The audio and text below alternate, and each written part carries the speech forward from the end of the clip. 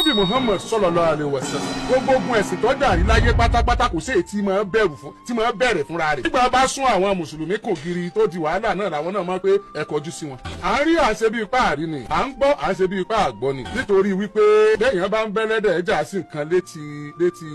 ẹrọ̀fọ̀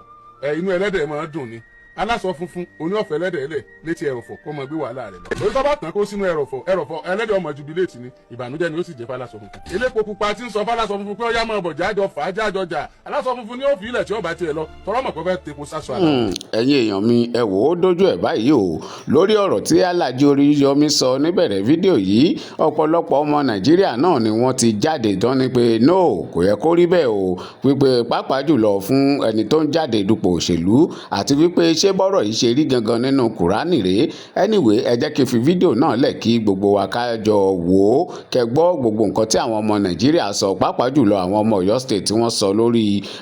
fídíò yìí ẹ má gbàgbé ẹ bá mi wo bí tán kọ subscribe sí nísàlẹ̀ ẹ kílìkì lé subscribe button yẹn ọwọ́ tẹ̀ fi bá a tẹ subscribe ní orúkọ Jésù ẹ ò ní fi gbé ọmọ sí o. àwọn kùrẹ́ẹ̀ṣì tó lọ ṣèrò ń gbọ̀rọ̀ ajé bọ̀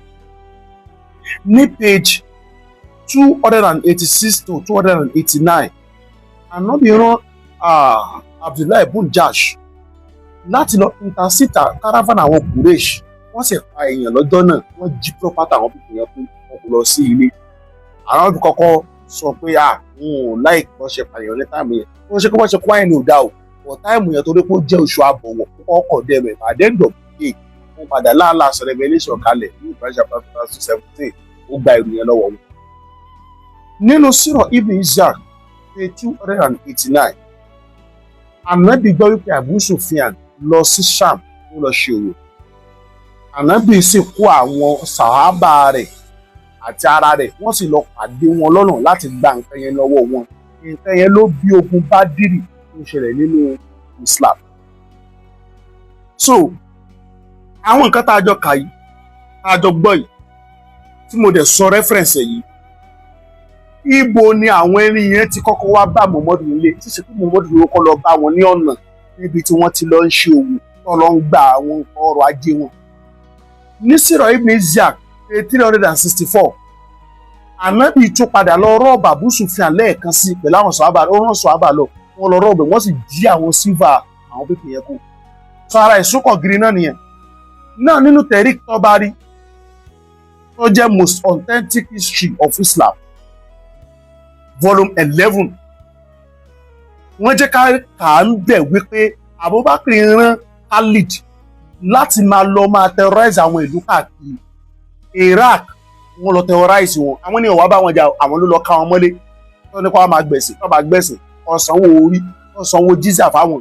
àtọwó olè àtọwó orí tí wọ́n bá ti sọ fáwọn àwọn bá wọn jà wọ́n pa wọn wọ́n dé India wọ́n lọ sí Persia àwọn ènìyàn wá bá àwọn mùsùlùmí lọ ká àwọn mọ́lé tí wọ́n lọ lé wọn lára. sáré reference àwọn kan tí mo sọ yìí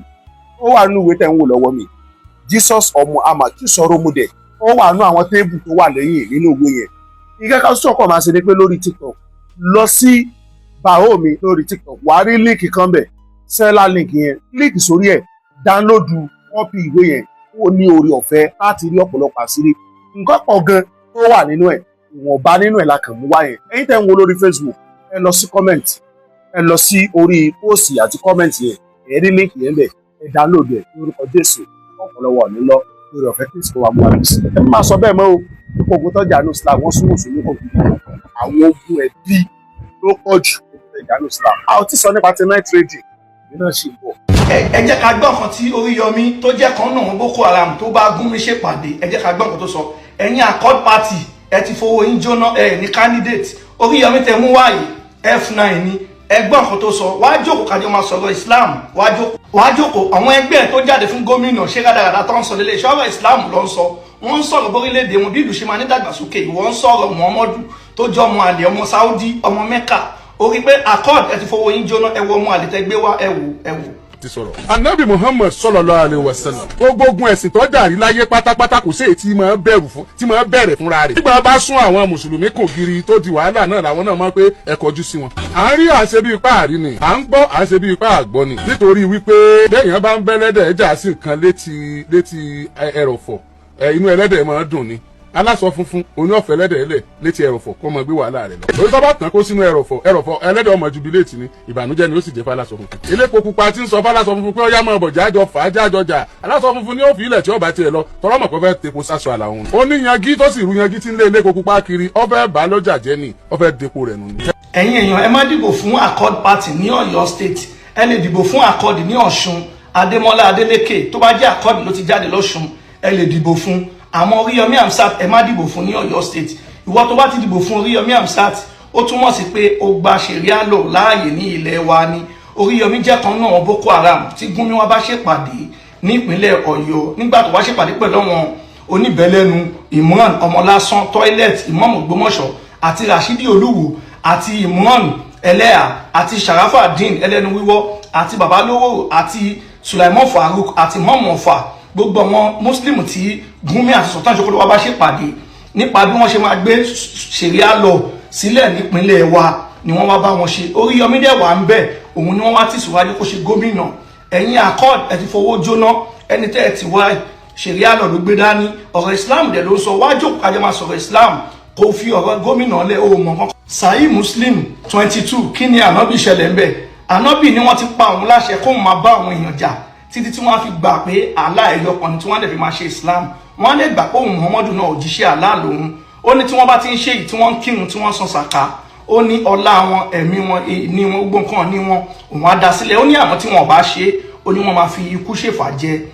ṣẹgbọ́ nínú Sahih Muslim 22. ẹ já lọ sí Quran 9:29 Muhammadu ní Allah ti ní kóun máa pa àwọn èèyàn kóun máa bá wọn jà títí tí wọ́n á fi gbà fún Allah tí wọ́n á dẹ̀ gba ọjọ́ kẹyìn títí tí wọ́n á fi gba nǹkan tí Allah àti ohun Muhammadu ń sọ àti nǹkan táwọn ṣe ní èèwọ̀ tí wọ́n á fi gbà pé ẹ̀sìn Islam ẹ̀sìn òdodo ni nínú àwọn tí wọ́n fún ní ìwé ìyẹn bíi Bible Quran Injil. Ó ní tí wọ́n bá gbà tí wọ́n ṣe Islam àwọn Christian Jew Buddha Guru Maharaj Shinto kan fi sọ ní kẹ́ pa wọ́n títí tí wọ́n á fi dẹni yẹpẹrẹ kẹ́dẹ̀ máa gba owó ìtọ̀nà lọ́wọ́ wọn. Ìjẹ́ ibo ni wọ́n ti wá bá Muhammadu nínú nǹkan taka Muhammadu ló wá lọ ń bá yàn kò sẹ́ni tó wá bá Muhammadu rí. Ìwọ tó bá ti dìbò fún Oríyọmí ó túmọ̀ sí pé olóòfẹ́ ṣẹ̀ríà ni jẹ́ ká ka àwọn òfin ṣẹ̀ríà fún ẹ nínú Quran 5:38 wọ́n ní ọkùnrin àbóbìnrin tó bá jalè kí wọ́n gé ọwọ́ ẹ̀ nínú Quran 4:89 wọ́n ní ẹni tó bá fi Islam lẹ̀ kí wọ́n pa Sunan Nisai 40:59 ẹni tó bá fi Islam lẹ̀ kí wọ́n pa Quran 4:15 wọ́n ní tó bá rí obìnrin àtọkùnrin tọ́jọ́ lájọṣepọ̀ tọ́jọ́ ti ṣègbéyàwó wọ́n ní kí wọ́n pa obìnrin yẹn